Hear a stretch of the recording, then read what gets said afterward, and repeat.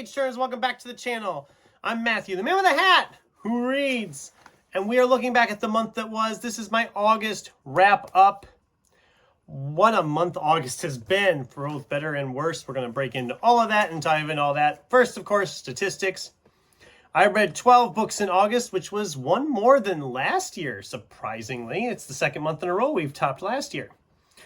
And that brings the year total to 83 books, down 10 from last year. So we're closing that gap slowly but surely, even though I was not going to originally plan for that, but here we are. We're actually making up progress. So enough about the statistics. Let's dive into what I actually read in August. First up, we have Simon Rich's Glory Days. This is the newest short story collection from him. These are a lot of fun. His stories are always just fun stories. They're quick reads. I flew through this thing in like 2 days. Some of the stories are better than others. One of the highlights, there was one about Mario, it's me, Mario, having a midlife crisis. That was a lot of fun. And there was other stories like that. There was a story about it's like a kid writing an essay for his school assignment, and he interviews his very senile grandfather, who is our author, and yeah, they're a lot of fun. They're fun stories. It was a 4-star collection for me, just like most of the other collections have been from him. I really enjoy his stuff. Then we read Elmore Leonard's Mr. Majestic. Again, for the third time this year, Elmore Leonard kind of has exceeded my expectations. Some of his stuff in the past I read I didn't care for, but this year it's been different. I've actually kind of liked all of them. This one being my favorite one so far. It felt very B-movie action schlock type deal. The guy just wants to harvest his watermelon crop, and he ends up crossing some people he shouldn't cross with, and they are doing all they can to essentially kill him. But all he cares about is his watermelon crop.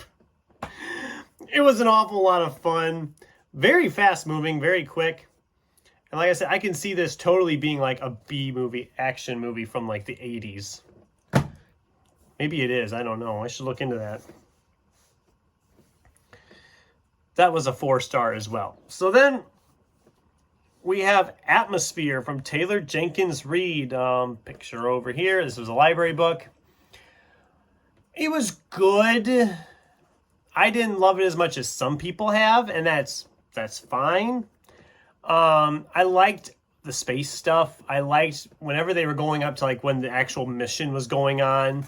If you read the book, things kind of go haywire on this mission.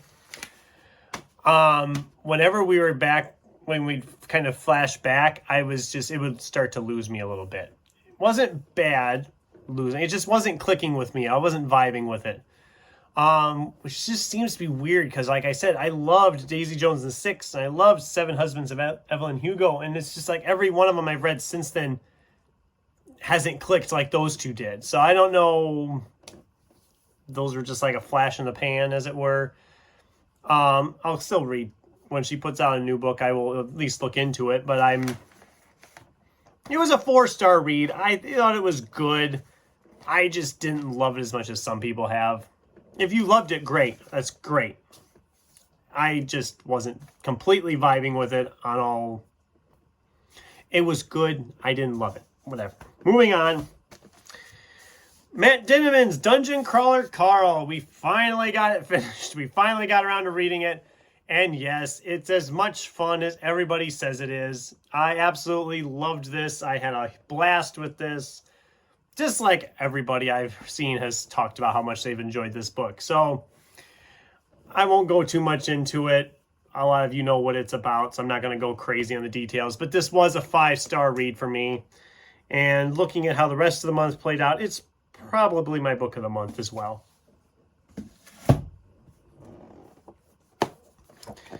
Jonathan Jan's The Raven.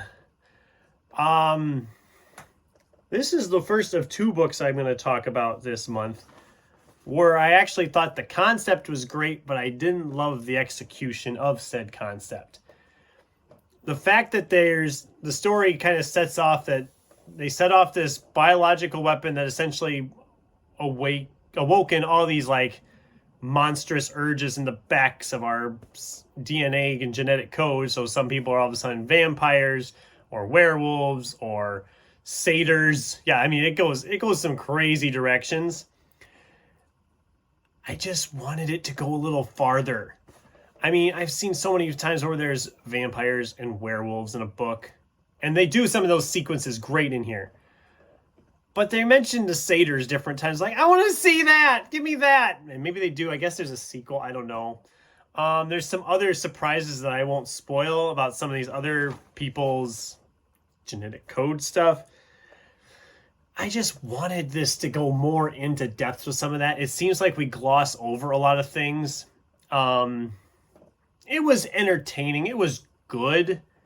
I just didn't love it. Again, it was fine. I liked it fine. It was a 3-star read for me. If you like your dystopian horror type stuff, you'll probably enjoy this. I thought it was enjoyable enough, but I just don't really see myself revisiting it. If that makes any sense. Does that make sense? Maybe it doesn't make sense. I don't know. Then we have another library book. This is Caitlin Rosakis Dreadful. Picture over here. I had never read this author before, but I thought this was enjoyable. It's a cozy fantasy type tale about like this evil dark wizard who loses his memory and doesn't know who he is, doesn't know why he has a princess in the dungeon, or why his goblin guards are all terrified of him. He doesn't have any idea why anything this is going on. So, again, a great setup. It intrigued me right from the start. But it just seemed like it wasn't that long, but it seemed longer than it needed to be, at least in my opinion. They sell it as this humorous thing, and yeah, the concept is funny, but there's a lot of other places where it's not really funny. Not that it had to be funny, but you know what I mean. It's selling itself as this like humorous, cozy fantasy type tale, and it doesn't really have the humor, or at least it didn't in my opinion. It was enjoyable. I don't begrudge anybody that likes it. It just wasn't clicking with me, which seemed to be the case with some of these other ones this month. That was a weird thing. We had that. I guess there was 3 this month that I didn't really. Nope, I take that back. There's more. We have more that we didn't vibe with. I actually forgot to talk about some of these books before we started, so I'll just do it at the end. Monster Hunter Legion by Larry Correia, urban fantasy action, and let me tell you, this brought it back for me. If you follow the channel regularly, you know I read book 3 back in January, and I was kind of disappointed that we just kind of spun off with one of the minor characters, and we kind of just abandoned the major storyline we were building in the first 2. That was not the case here. We were back to that storyline. And Books 3's events did play into this one, so I guess I can forgive it that. But this was a return to form for me. I loved this from beginning to end. Very excited to continue on with this series, although I have looked. Book 5, which is the one I can't seem to find anywhere, does spin off with another character again. So, but I know what we're doing now. When we spin off with a character, we're building towards something that will play in the next book with the plot. So I'm okay with that. I will forgive it that. Somewhere Out There, My Animated Life by Don Bluth. It's a memoir about Don Bluth. What more do I need to say? I found this really fascinating. I grew up with a bunch of the Don Bluth movies. Realized as I was reading this that, you know, some of these I've actually never seen. So maybe I should be rectifying that, I guess. I don't know. But very interesting. I gave it 4 stars. I did want it to kind of go a little bit more in depth on some of the animated movie making, and we kind of jumped over some of it a little quick. I thought it was fine. The stories are interesting. It's great fun. If you're a fan of Don Bluth, I highly recommend checking this one out. It was 4 stars as well. Did I say that right? Maybe I doubled up on that. All right. The Fellowship of Puzzle Makers by Samuel Burr. Picture over here. This is the last of the library books. This one was a contemporary mystery. The guy is abandoned as a baby in front of this fellowship of puzzle makers, and he's raised by these people who make puzzles for a living. And it kind of tells his story about him trying to figure out who his actual parents are. This book had the opposite thing that I had with Atmosphere, where I was actually more interested in the flashback stuff than I was in the present day stuff.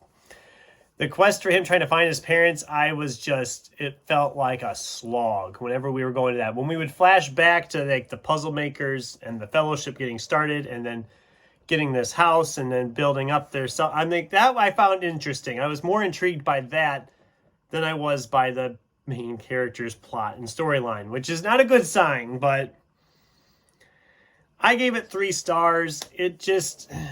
It was okay. I didn't hate it, but I also was like, I really want more from this instead of this. I like these characters and not this character. I'm weird. What can I say? I'm sure people have loved that book too. The Perdition Score by Richard Kadrey. Continuing on our Sandman Slim reread. Book 8. We're coming down the home stretch of the series now with just 4 books to go. It's still an enjoyable time. I'm still having fun revisiting the characters and the plots and all that. 4 stars, just like most of them have been. An absolute blast, this series revisiting. This one does end with a cliffhanger, which I remembered, obviously. Because I remember bits and pieces. And as I'm getting into the newer books, I'm remembering more of them because they're more recent reads. But still enjoyable, still loving it. All right, A.J. Hackwith's The Library of the Unwritten. I had this one sitting here for a year, and this one had a concept that just really drew me in. That there's a library in hell where all the unfinished and unwritten books are. And these unfinished, unwritten books can sometimes let loose a character that can then travel into our world and cause havoc. That whole premise sounds amazing, doesn't it?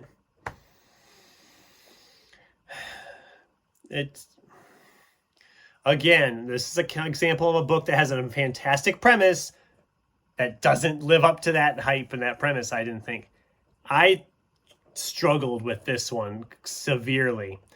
It started out so promising. I was intrigued. I was involved. And then we go off on a different plot line, which is good. You want to do something fresh. That's great. You want to do something with the story arc instead of just repetitiveness. But I just did not vibe with this one. It just was really a slog for me. I wanted more of what it seemed like it promised. It doesn't. I don't know. It wasn't vibing with me. And it bummed me out. It felt so boring at times. I was just like, oh my God. And the characters, our main female character is just like a female character that's annoyed by everything. Her assistant is like the bubbly blonde character. It's just like, they're just caricatures. And I'm not hating on it. It was a 3-star read. Other people might enjoy it more than I did. I just was not clicking with what was going on. It felt so bland at times. And that was just really bumming me out. And the last book we got read this month was our reread of Stephen King, Richard Bachman's The Long Walk. I wanted to reread this before the movie came out. Actually didn't realize it had been almost 10 years since I read it. So it was due for a reread, I think. And it was just as thrilling and suspenseful as I remember it being. I finished it, still a 4-star. I'm really hoping to get to that movie when it comes out. But we'll see what happens, I guess. Time will tell if I actually get to the movie or not. I'd like to, because I have a video planned for it. So, I'd like to get to that. And, of course, my book of the month, like I said, was Dungeon Crawler Carl by Matt Dinniman. Loved it. A lot of fun. This part I should have done at the beginning of the video, because that's where I usually do it. And the books I didn't get to, or whatever. I didn't get to Stephen Arian's The Warrior. I will be picking this one up later this year, probably not till December, because I'm trying to plan out my TBR ahead. And I have a couple other fantasies already in November, so I don't need to stick another one there. So December for this one now. Hopefully I'll get to it at that point. And then this book I actually DNF'd. Peng Shepherd's The Cartographers. I know there's people that love this book.